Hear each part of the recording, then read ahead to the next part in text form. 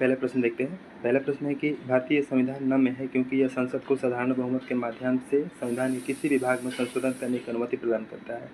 यह गलत है, किसी भी भाग में नहीं, क्योंकि जैसे संविधान संशोधन प्रक्रिया होगी उसके लिए विशेष बहुमत लगता है, या अन्य कोई अगर फेडरलिज्म या संघवाद से रिलेटेड कोई भी अगर चेंजिंग करनी हो तो विशेष बहुमत प्लस आधे राज्यों की बहुमत की जरूरत पड़ती है। इसलिए पहला आपका ये गलत हो जाएगा। दूसरा है कि संविधान के कुछ प्रावधानों में संशोधन केवल संसद में विशेष बहुमत तथा आधे राज्यों विधानमंडल के अनुमोदन से ही किया जाता है। जैसा कि ये क्वेश्चन सही है, क्योंकि कुछ प्रावधान हैं वैसे संविधान में, जैसे कि आपका संघवाद से संबंधित हो गया, या खुद स्वयं 368 आर्टिकल का संशोधन करना हो, या केंद्र राज्य से संबंधित कोई और विषय हो, तो इसके लिए विशेष बहुमत और आधे राज्य विधानमंडल का अनुमोदन चाहिए।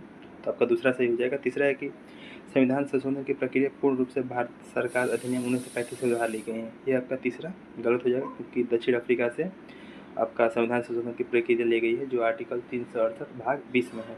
तो इससे आपका हो जाएगा आंसर केवल 2 बी।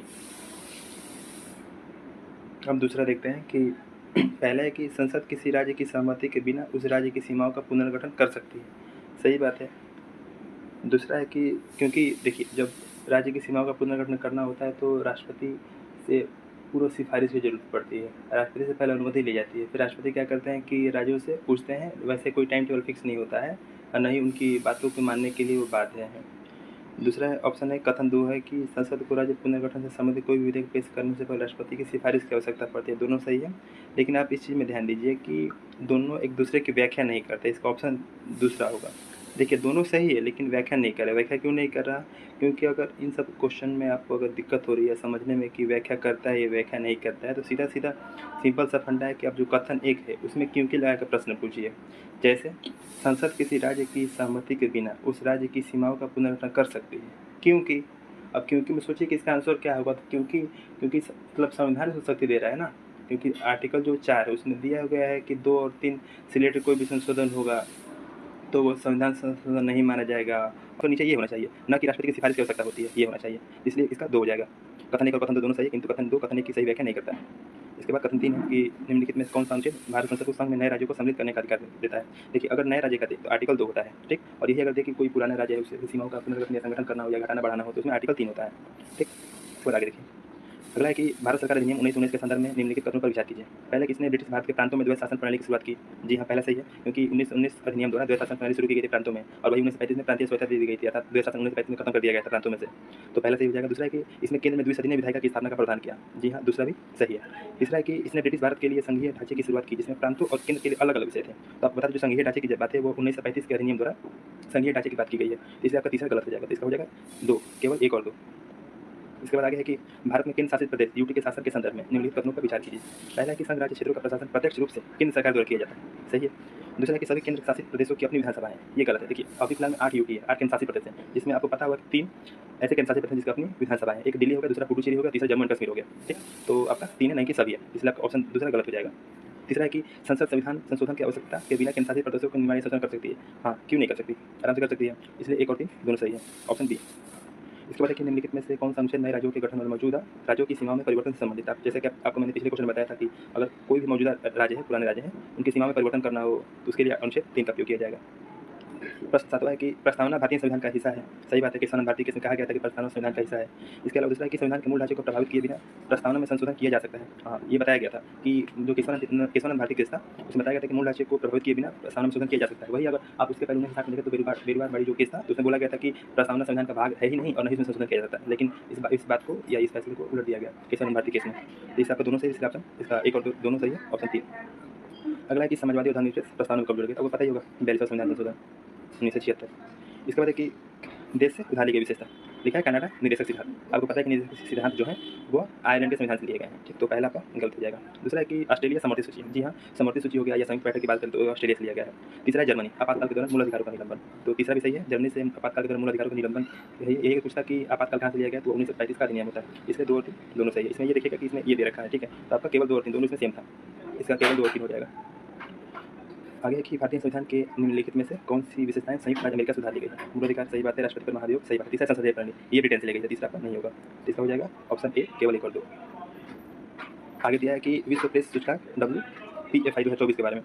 तो पहला है कि इसका प्रकाशन रिपोर्टर्स विदाउट बॉर्डर्स द्वारा किया जाता है, सही बात है। दूसरा है कि इसका सूचकांक में भारत 180 देशों में 89वें स्थान पे है। जैसे कि आपको मतलब नॉर्मल आपको कंसेप्ट भी पता होगा कि हमारी जो मीडिया की जो स्थिति है विश्व भर में काफ़ी वो नीचे है। तो अगर 180 देश से मान के चलिए कि 140 के बाद ही होगी, 130 के बाद, ये 89 ऐसे ही गलत हो सकता है। या अगर आप करंट अफेयर पढ़े होंगे तो उसमें 169वीं रैंक है, 169वीं रैंक है 180 में, इसलिए आपका दूसरा गलत हो जाएगा। ठीक, तो केवल एक हो जाएगा इसका आंसर। उद्देश्य प्रस्ताव के संबंध में निम्नलिखित में से कौन सा सही है? पहला है कि इसने सभी नागरिकों को मौलिक अधिकारों की गारंटी प्रदान की। ठीक, तो आपको बता दूं कि उद्देश्य प्रस्ताव फाइल कब किया गया था? 13 दिसंबर 1946 को पेश हुआ था। फिर आगे मानते हैं कि 22 जनवरी 1947 को इसको एक्सेप्ट किया गया, लेकिन उस टाइम पे सभी नागरिकों को गारंटी प्राप्त नहीं किया गया। जब हमारा संविधान लागू हुआ तब मौलिक अधिकारों की गारंटी प्राप्त किया है। ठीक, तो आपका पहला गलत हो जाएगा। इससे दूसरा है कि इसने संविधान के प्रस्तावना के रूपरेखा प्रदान की। हाँ, सही बात है, तो केवल 2, इसका आंसर बी केवल 2। तेरह है कि भारतीय संविधान विकास के संबंध में निम्नलिखित घटनाओं पर विचार करें। यह कसाई कालानुक्रम दिया है, तो आपका ये 1773 है। आपको मार्लिन मिंटो पता होगा कि 1919 होगा, और जेम्स फोर्ड सुधार 1909, मार्लिन मिंटो 1909 होगा, और मॉन्टेगू जेम्स फोर्ड 1919 होगा। तो आपका 1 2 3 4 हो जाएगा इसमें। इसके बाद 14 नंबर क्वेश्चन है कि संविधान सभा के संबंध में निम्नलिखित कथनों पर विचार कीजिए। अपनी स्थापना के समय से ही यह पूर्ण संप्रभु सभा थी। गलत बात है, क्योंकि जब हमारे संविधान सभा की जो गठन हुआ था वो 6 दिसंबर 1946 को हुआ था। ठीक, और जो हमारा जो संविधान सभा या जो भी हमारे जो भारत देश है वो संप्रभु कब हुआ? जब भारतीय संविधान लागू हुआ तब हुआ। ठीक, तो हमारा भारतीय संविधान लागू हुआ कब? 26 जनवरी 1950 को। हालांकि जो संविधान सभा थी वो संप्रभु नहीं थी। ठीक, क्योंकि उस टाइम राष्ट्रमंडल से जुड़ना था, ये अलग अलग संप्रभु था, तो उस टाइम संप्रभु नहीं थी, इसलिए पहला गलत हो जाएगा।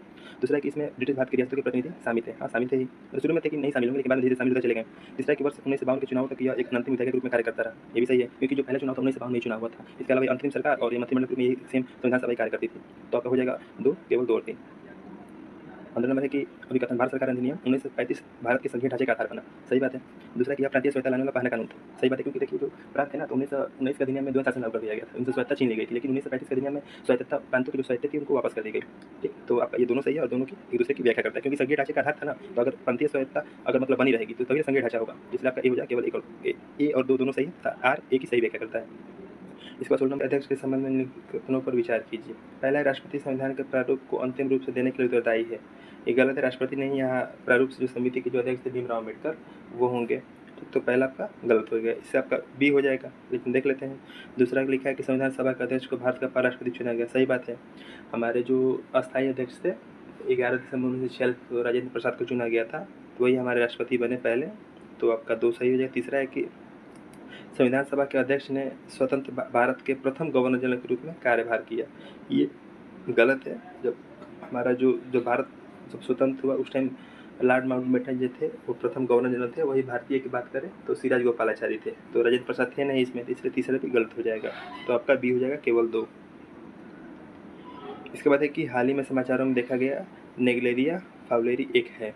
यह एक अमीबा है जो घातक मस्तिष्क संक्रमण का कारण बन सकता है। ये देखिए, ये सब करंट अफेयर क्वेश्चन है, अगर आप करंट से अपडेट है तो ये सब क्वेश्चन आराम से आप लोग कर लेंगे। इसके अलावा है कि lunar polar exploration mission LUPEX के संदर्भ में आपको बता दूं कि जो ल्यूपेक्स है उसको चंद्रयान मतलब 5 के नाम से भी जाना जाता है, और 2025 में ये लॉन्च होने वाला है। पहला है कि यह इसरो और नासा के बीच में सहयोगात्मक चंद्र मिशन है। यहाँ नासा नहीं होगा, यहाँ जाक्सा होगा, जापानीज। ठीक, इसके बाद होगा कि इस मिशन का उद्देश्य चंद्रमा पर जल और अन्य संसाधनों की खोज करना। ये सही है, तो बी केवल 2 हो जाएगा। 19 नंबर प्रश्न है कि निम्नलिखित में से कौन सा bank India international bullion exchange IIBX का पहला ट्रेडिंग कम क्लियरिंग सदस्य बना है? तो ये आपका स्टेट बैंक ऑफ इंडिया हो जाएगा। इसके बाद 20 नंबर देखें, तो 20 नंबर में दिया हुआ है कि अंतर्राष्ट्रीय ये ICC की बात कर रहा है। तो पहला है कि